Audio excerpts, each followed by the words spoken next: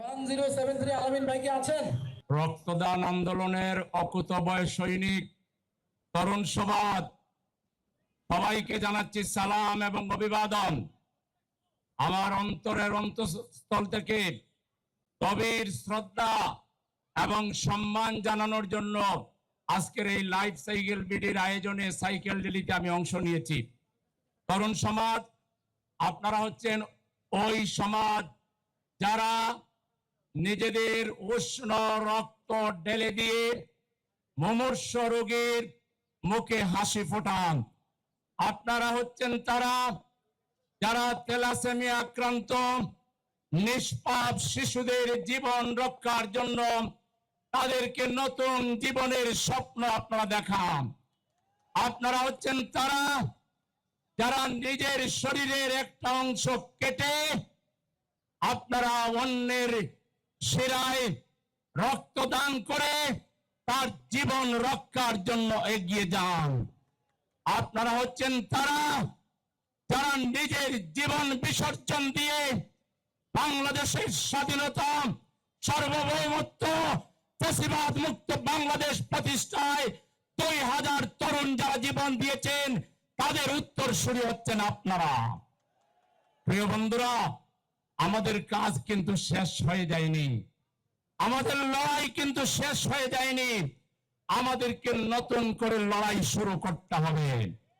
আপনারা জানেন আমাদের যে অঙ্গীকার ছিল জুলাই সনদ বাস্তবায়ন করা, সংস্কার পরিষদের শপথের মাধ্যমে বাংলাদেশকে বদলে দেওয়া, সেই অঙ্গীকার থেকে ক্ষমতাসীনরা সরে এসেছে।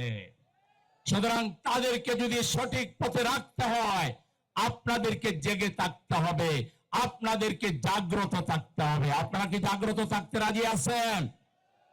প্রিয় বন্ধুরা, এই রক্তদান এটা শুধু সামাজিক কিংবা মানবিক কিংবা একটা আত্ম উৎসর্গকারী কাজ শুধু নয়, আত্ম উৎসর্গের দিক থেকে, মানবতার দিক থেকে সর্বোচ্চ পারস্পরিক সহমর্মিতা এবং নাগরিক দায়িত্বশীলতার একটি অনন্য উদাহরণ হচ্ছে রক্তদান।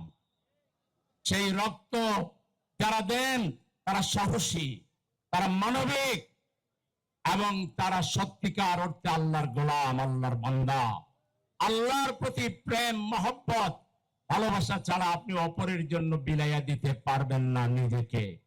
সেজন্য আপনারা সত্যিকার মুমিন, সত্যিকার আল্লাহর গোলাম এবং এটা ইবাদত।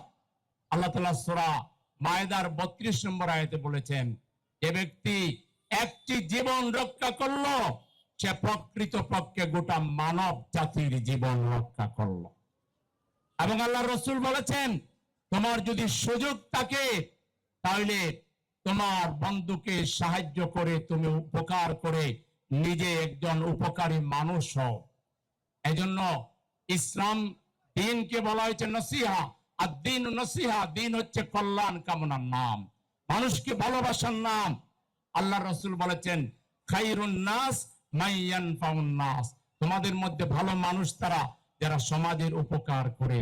পরোপকারী মানুষই সবচেয়ে ভালো মানুষ। আজকে আপনারা যারা এসেছেন আপনাদেরকে অভিবাদন জানাই। হে তরুণেরা, আপনারা এই সমাজের সবচেয়ে অগ্রসর মানুষ, আপনারা সাহসী মানুষ, আপনারা মানবিক মানুষ। আপনারাই হচ্ছেন বাংলাদেশের বন্ধু, আপনারাই হচ্ছেন আগামী দিনের বাংলাদেশ। আগামী দিনের বাংলাদেশের পতাকা আপনাদের হাতেই শোভা পায়, আপনাদের হাতেই বাংলাদেশের পতাকা, মানচিত্র, মর্যাদা রক্ষা পাবে ইনশাআল্লাহ।